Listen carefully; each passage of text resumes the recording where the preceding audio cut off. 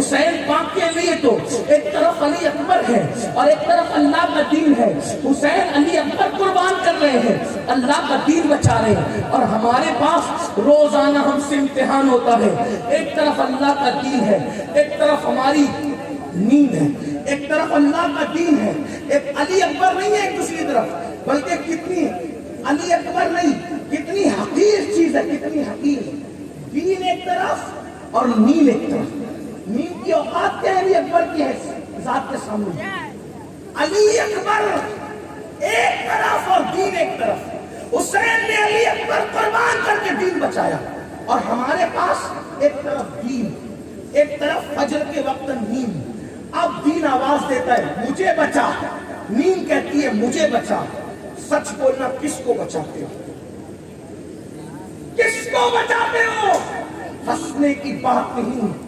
اگر فجر کی نیند میں بستر چھوڑ کر اٹھتے ہو تو گویا اپنا دین بچاتے ہو, اور اگر بستر چھوڑ کے نہیں اٹھتے, فجر کی نماز میں سوتے پڑے رہتے ہو, تو گویا کہ اپنی نیند بچانے کے لیے معاذ اللہ دین کی قربانی دیتے ہو. انہوں نے دین بچانے کے لیے علی اکبر کی قربانی دی, اپنی جان کی قربانی دی, اور ہم نیند بچانے کے لیے دین کے ستون کو قربان کر رہے ہیں. میں پوچھنا چاہتا ہوں, قیامت کے دن رسول اللہ حسین پاک کے نانا کو کیا منہ دکھاؤ گے؟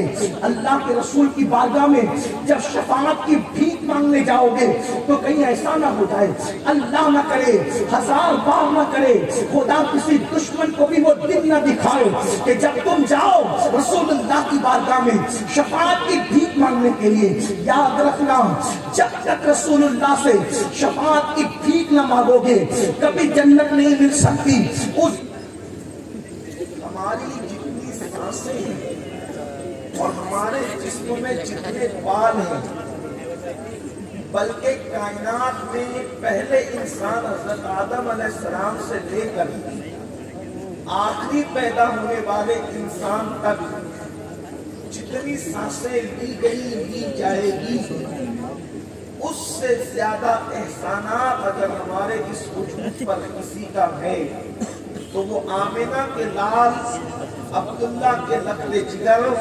محمد رسول اللہ کے احسانات ہیں. آپ اندازہ فرمائیں اس سے بڑا احسان کیا ہوگا کہ انہوں نے ہمیں اللہ والا بنا دیا. اس سے بڑا احسان کیا ہوگا کہ خدا ملا تو ان کے در سے ملا. کتنی بڑی نعمت ہے. خدا کا پتہ جس کے در سے ملا, قرآن جس کے گھر سے ملا, شریعت جس کے گھر سے ملی.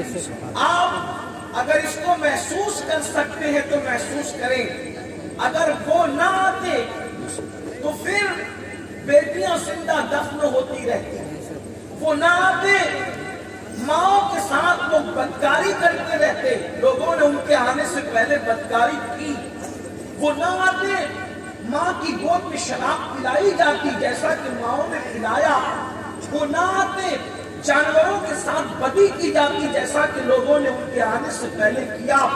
گویا کہ اللہ کے رسول علیہ السلام و تسلیم کا جن کو کلمہ پڑھنا نصیب ہوا انہوں نے کلمہ پڑھ کے ایمان حاصل کیا, لیکن جن کو کلمہ نصیب نہ ہوا کم از کم ان لوگوں کو زندگی گزارنے کا سلیقہ تو ملا, زندگی گزارنے کا طریقہ تو ملا, چلنے اٹھنے بیٹھنے کا لباس کا طریقہ تو ملا.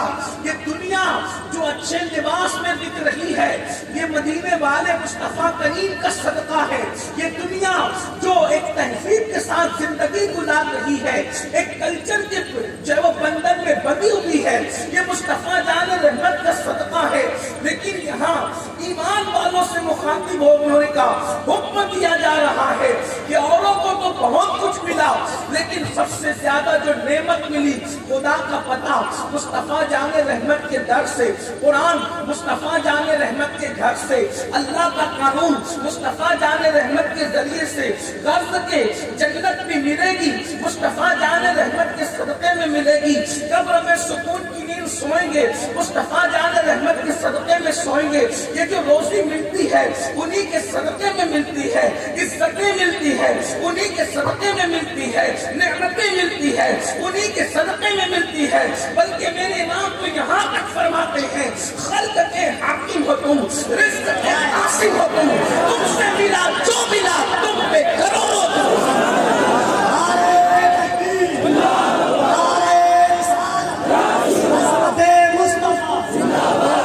جس کو جو بھی نعمت ملی ہے مصطفیٰ جان رحمت کے صدقے میں ملی. حتیٰ کہ انبیاء کو نبوت بھی ملی تو میرے نبی کے صدقے میں ملی ہے. لیکن یہاں امت سے مخاطبت ہے, امت سے خطاب ہے. میں تم سے کوئی اجر نہیں مانگتا, لا اسألکم علیہ اجرا, تم سے کوئی اجر نہیں مانگتا, الا المودۃ فی القربی, مگر یہ کہ جو میرے قرابت دار ہیں, جو میرے رشتہ دار ہیں, ان سے محبت کرو. جب یہ آیہ کریمہ نازل ہوئی تو صحابہ کرام نے پوچھا یا رسول اللہ صلی اللہ علیہ وآلہ وسلم اس آیت میں کن سے محبت کا حکم ہے؟ تو اللہ کے رسول علیہ السلام نے خاص طور پر 4 نام لیے اور فرمایا جن سے محبت کا حکم ہے وہ علی ہے, وہ فاطمہ ہے, وہ حسن ہے, وہ حسین ہے, اور قیامت تک ان کی اولاد ہے. ان سے محبت تم پہ فرض کر دی گئی.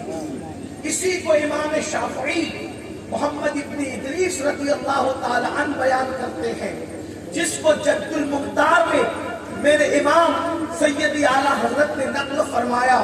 امام شافعی کے 6 مصرے یہ یا اہل البیت رسول اللہ حبکم فرض من اللہ فی القرآن انزلہ یکفیکم من عظیم الفخر انکم من لم یصلی علیکم لا صلاة لہ آل النبی ذریعتی وہم الیہ وسیلتی ارجو بہم آقا غدم بید الیمین صحیفتی. امام شافعی کہتے ہیں اے رسول اللہ کی اہل بیت, تم لوگوں کی محبت اللہ نے قرآن میں ہم پہ فرض کی ہے. محبت اہل بیت فرض ہے, اہل بیت کی محبت فرض ہے. اور پھر کہتے ہیں کیا یہ فخر تمہارے لیے کافی نہیں ہے کہ اس وقت تک ہماری نمازیں ہوتی ہی نہیں جب تک ہم نبی کی اہل بیت پہ درود نہیں پڑھیں گے. اور فرماتے ہیں آل النبی ذریعتی وہم الیہ وسیلتی, آل نبی میرا ذریعہ ہے. کائے کا ذریعہ ہے؟ اللہ تک پہنچنے کا ذریعہ ہے. اہل بیت اللہ تک پہنچنے کا ذریعہ ہے. وہم الیہ وسیلتی, اور وہی اللہ کی بارگاہ میں میرا وسیلہ ہے.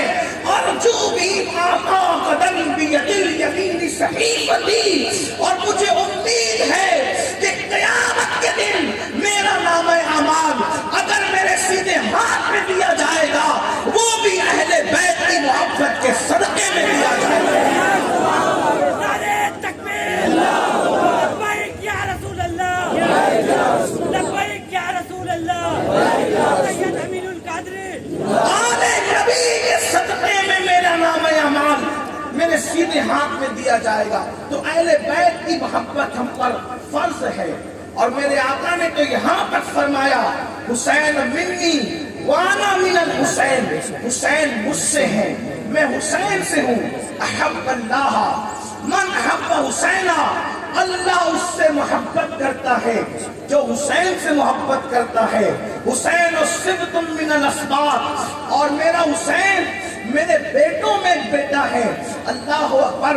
سیدنا ابو ہریرہ رضی اللہ تبارک و تعالی عنہ اپنے امامے کے شملے سے امام حسین کے تلووں کی مٹی صاف کرتے ہیں, اور صاف کرنے کے بعد کہتے ہیں حسین جو آپ کی فضیلتیں مجھے معلوم ہیں, اگر لوگوں کو پتہ چل جائے تو لوگ تمہیں زمین پر قدم رکھنے نہ دیں, بلکہ لوگ تمہیں میں اپنے کندھوں پہ اٹھا کر کے چلے، جو فضیلتیں میں تمہاری جانتا ہوں۔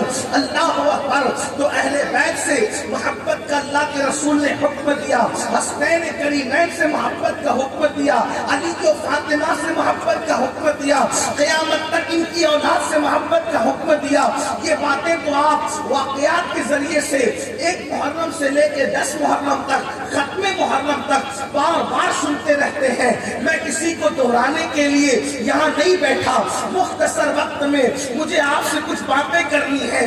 محبت اہل بیت فرض ہے۔ آپ سے پوچھنا چاہتا ہوں، آخر اللہ کے رسول علیہ السلام نے اتنی محبت اہل بیت کی بات کیوں کی؟ اللہ اکبر۔ ایسی ایسی فضیلتیں اہل بیت کی محبت کے سلے میں بیان ہوئی، کسی عمل پر ایسی فضیلت بیان نہیں ہوئی۔ جیسے کہ مثال کے طور پہ میرے آقا فرماتے ہیں، جو میری اہل بیت سے محبت کرے گا اللہ اس کی عمر میں برکت دے گا، جو میری اہل بیت سے محبت کرے گا اللہ اس کے رزق میں برکت دے گا، جو میری اہل بیت سے محبت کرے گا اللہ اس کے چہرے کو جگمگا دے گا۔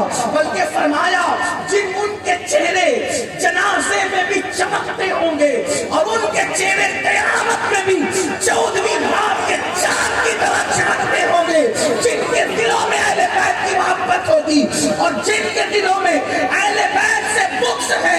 امارت الادب میں میرے امام نے حدیث لکھی، جس نے میری اہل بیت سے بغض کیا ان کے چہرے قیامت میں سیاہ اور کالے ہوں گے اور پیشانی پہ لکھا ہوگا یہ اللہ کی رحمت سے محروم کر دیے گئے ہیں۔ پتا چلا چہروں کو منور کرنا ہے، اچھے صابنوں سے منور نہیں ہوگا۔ دل کو اہل بیت کی محبت کا کنزینہ بنا لو، دنیا میں بھی چہرے چمکیں گے، قیامت میں بھی چہرے چمکیں گے۔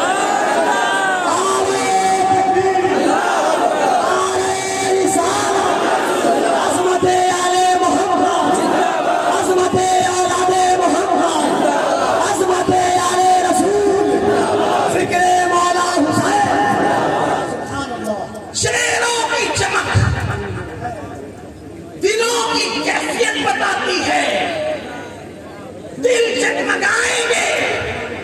بلکہ یہاں تک فرمایا محبت اہل بیت کا صلہ، یہاں تک فرمایا اللہ اکبر۔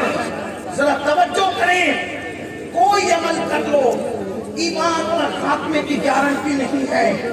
کوئی نمازی بھی بے ایمان مر سکتا ہے، کوئی حاجی بھی بے ایمان مر سکتا ہے، کوئی عالم بھی بے ایمان مر سکتا ہے، کوئی حافظ اور قاری بھی بے ایمان مر سکتا ہے۔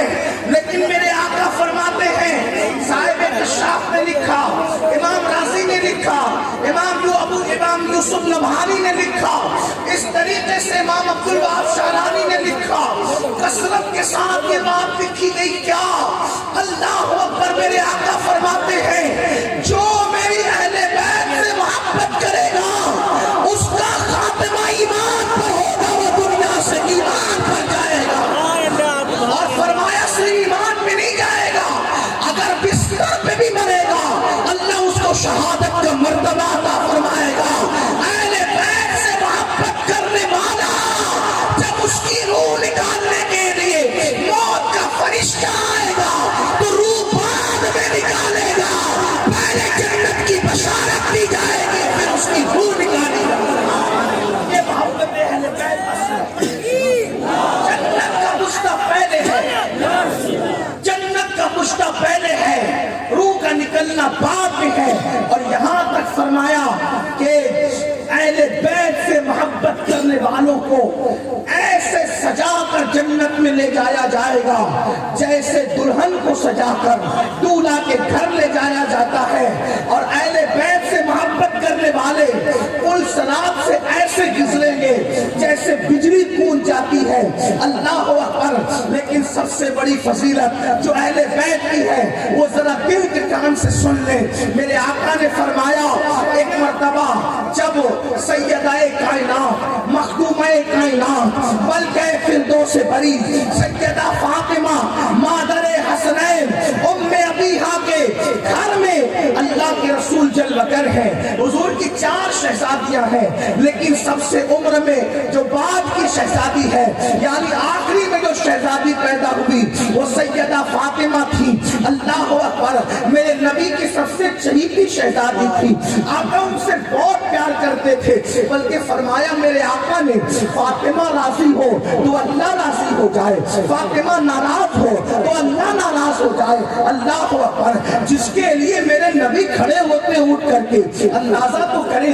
اللہ اکبر, حسنین کی امی کی شان کیا ہے, کائنات کے تاجدار, امام الانبیاء, قائد المرسلین, جس کے لیے اٹھ کر کھڑے ہو جائیں وہ حسنین کی امی سیدہ فاطمہ کی ذات ہے. حجرہ فاطمہ میں ایک مرتبہ اللہ کے رسول جلوگر ہیں اور میرے آقا فرماتے ہیں اے فاطمہ تم میں, یعنی محمد الرسول اللہ. آقا کیا فرما رہے, اے فاطمہ تم میں, یعنی محمد الرسول اللہ. اور یہ دونوں شہزادے یعنی حسن اور حسین, اور یہ جو سو رہا ہے یعنی علی مرتضیٰ, 5 نام لیے حضور نے, 5 تن کے نام لیے اور 5 نام لے کے فرمایا فاطمہ جیسے آج ایک حجرے کے اندر ہم 5 جمع ہیں, جیسے آج ایک حجرے کے اندر ہم 5 جمع ہیں, ویسے جنت میں بھی ہم 5 ایک ساتھ ہوں گے. ہم 5 جنت میں ایک ساتھ ہوں گے. کریم باپ کی کریمہ بیٹی تھی اصلی بابا, ہم تو ایک ساتھ 5 ہوں گے. جو ہم سے محبت کریں گے وہ کہاں ہوں گے. دریائے کرم جوش میں آیا, فرمایا فاطمہ جہاں ہم ہوں گے وہی ہم سے محبت کرنے والے بھی. یہ محبت اہل بیت کا صلہ, یہ محبت اہل بیت کا صلہ کیا صلہ ہے کہ حضور جنت کے جس حصے میں ہوں گے, جنت کے جس حصے میں ہوں گے, جنت کے جس مقام پر ہوں گے, جنت کے جس درجے میں ہوں گے, اس درجے میں ان کو رکھا جائے گا جو اہل بیت سے محبت کریں گے. اب یہاں میں اپنی گفتگو کو آگے بڑھاتے ہوئے اختتام کی طرف تھوڑا لے جانے کی کوشش کرتا ہوں, اس لیے کہ یہ عنوان وہ عنوان ہے, زندگیاں ختم ہوگی, راتیں ختم ہوگی, لیکن کبھی یہ باتیں ختم نہیں ہو سکتی. اب آپ نے سن لیا کہ جو اہل بیت سے محبت کرے گا, جو اہل بیت سے محبت کرے گا وہ رسول اللہ کے ساتھ جنت میں رہے گا. جنت کے جس درجے میں محمد الرسول اللہ ہوں گے, اسی درجے میں, جس درجے میں 5 تن پاک ہوں گے, اسی درجے میں اللہ اکبر اہل بیت سے محبت کرنے والے ہوں گے. بلکہ ایک روایت اور یاد آ گئی, آپ اس کو توجہ سے سنیں.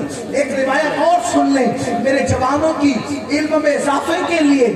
بلکہ فرمایا قیامت کے دن عرش کے نیچے سے ندا دی جائے گی, اے محشر والوں عرش کے نیچے آ جاؤ. کون لوگ؟ جو میرے محبوب کی اہل بیت سے محبت کرتے تھے وہ عرش کے نیچے آ جاؤ, کیونکہ یہاں دسترخوان لگا ہوا ہے اور 5 تن پاک بیٹھے ہوئے ہیں, اور جو اہل بیت سے محبت کرتا ہے آج وہ اہل بیت کے ساتھ دسترخوان پہ بیٹھ کر اللہ تمہاری مہمانی کر رہا ہے. خدا میزبان ہے اور تم قیامت کے دن مہمان ہو. جب لوگ نفسی کہیں گے, لوگ ماں کو ڈھونڈیں گے, باپ کو ڈھونڈیں گے, کوئی کسی کا پرسان حال نہ ہوگا. اہل بیت سے محبت کرنے والوں کی خدا میزبانی فرمائے گا. میزبان خدا ہوگا, مہمان بندے ہوں گے. بندوں میں بھی سب بندے نہیں جو دنیا میں اہل بیت سے محبت کرتے تھے. اب آپ سے میں پوچھنا چاہتا ہوں, کیا ہم اور آپ اہل بیت سے محبت کرتے ہیں؟ کیا ہم اور آپ اہل بیت سے محبت کرتے ہیں؟ تو میرے ہر جوان کا, میری مائیں اور بہنیں بھی موجود ہیں, ان کا جواب ہوگا کیوں نہیں مولانا, کیوں نہیں سید صاحب, ہم تو ضرور محبت کرتے ہیں. میں نے پوچھا محبت کی نشانی کیا ہے, کیسے محبت کرتے ہو؟ تو کوئی کہے گا ہم محرم کے 10 روزہ پروگرام تو کرتے ہیں نا, ہم شربت تو بناتے ہیں نا, ہم کھچڑے کی نیاز تو دلاتے ہیں نا, نان کھٹائیاں تو تقسیم کرتے ہیں نا. میں کہتا ہوں بہت مبارک ہو, اللہ تمہیں مبارک کرے, لیکن ایک بات پوچھنا چاہتا ہوں, آپ مجھے بتائیں, آپ ذرا غور فرمائیں, رسول اللہ کا خون ان لوگوں کی رگوں میں ہے، جن کے چاروں کے نام میں نے لیے. آپ توجہ کریں، میرے امام فرماتے ہیں خون خیر الرسل سے ہے جن کا خمیر ان کی بے لوث نیت پہ لاکھوں سلام. رسول اللہ کا خون ان کی رگوں میں ہے.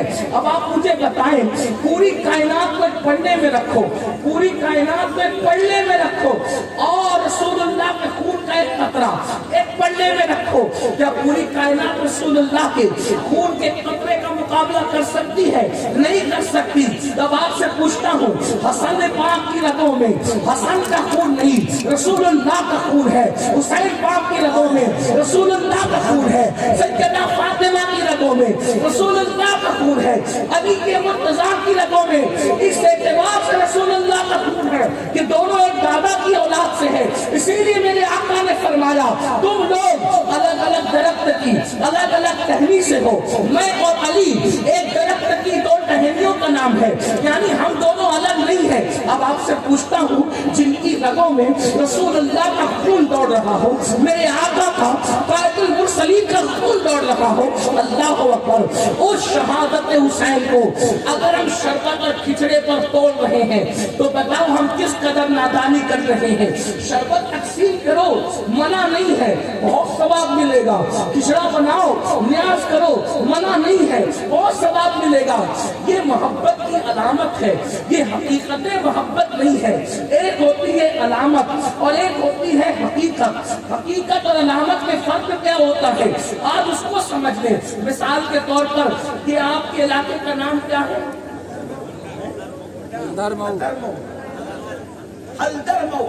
حلدرمو سے اگر آپ کو بہرائچ شریف جانا ہے تو یہاں پر ایک پتھر لگا ہے، بہرائچ کتنے کلومیٹر.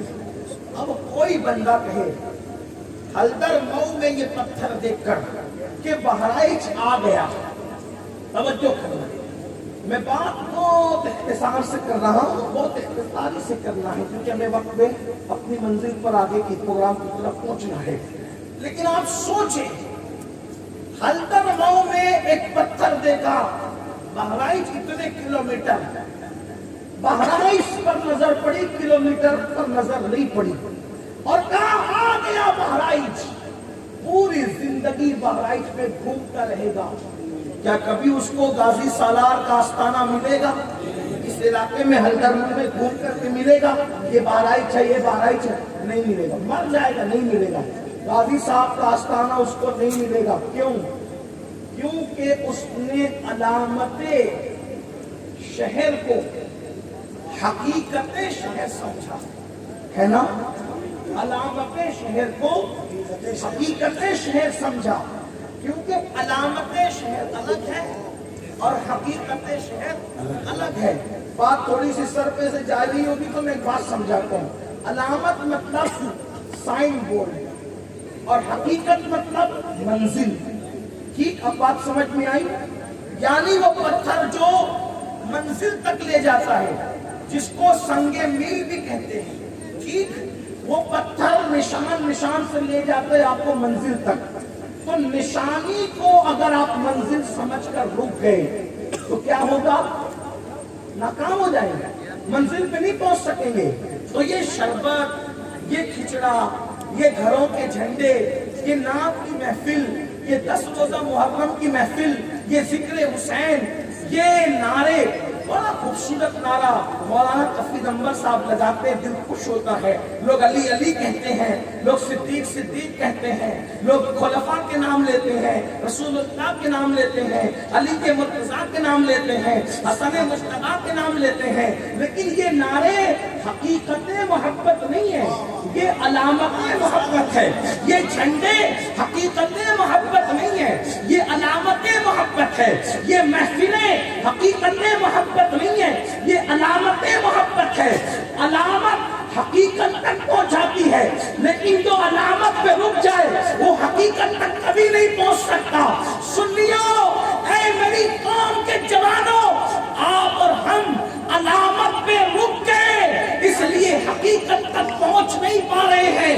اور جنت میں رسول اللہ کا ساتھ علامت والوں کو نہیں ملے گا، حقیقت والوں کو ملے گا. اللہ اکبر. اب نبی کے ساتھ جنت میں رہنا ہے تو علامت پہ مت رکو، حقیقت کی اہل بیت کیا ہے؟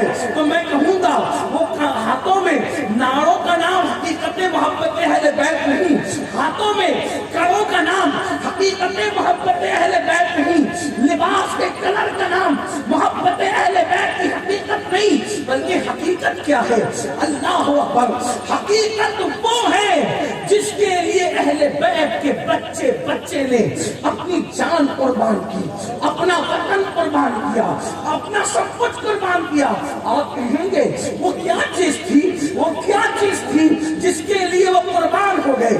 اب گفتگو کا اصل عنوان آتا ہے اور اسی پہ بات مکمل ہوتی ہے۔ اگر کسی جوان کے دل میں یا میری کسی بہن کے دل میں میری گفتگو اتر گئی تو میرا اتنی دور سے آنا میں سمجھوں گا کہ کامیاب ہو گیا، لیکن یاد رکھنا مسلمانوں، تھوڑی دیر دل جمعی کے ساتھ توجہ کے ساتھ سن لو۔ آپ تقریر نہیں سن رہے ہیں، یہ کسی کے دل کا درد سن رہے ہیں، یہ کسی کی آہو بکا سن رہے ہیں، یہ کسی کی داستان حقیقت سن رہے ہیں۔ سن لو، آخر پوچھنا چاہتا ہوں، ہم جہاں رکے ہوئے ہیں وہ علامت ہے، حقیقت کیا ہے؟ اہل بیت نے جس کے لیے جان دی، اس پہ جان دینا یہ محبت کی حقیقت ہوگی، اس کی قدر کرنا یہ محبت کی حقیقت ہوگی، انہوں نے جس سے محبت کی اس سے محبت کرنا یہ محبت کی حقیقت ہوگی۔ آپ کہیں گے وہ کیا چیز تھی؟ میں کہوں گا آپ نے کربلا نہیں سنا، کربلا تو آپ ہر سال سنتے ہیں، کیا دل بہلانے کو سنتے ہیں، کیا ٹائم پاس کو سنتے ہیں؟ کیوں آپ نے حقیقت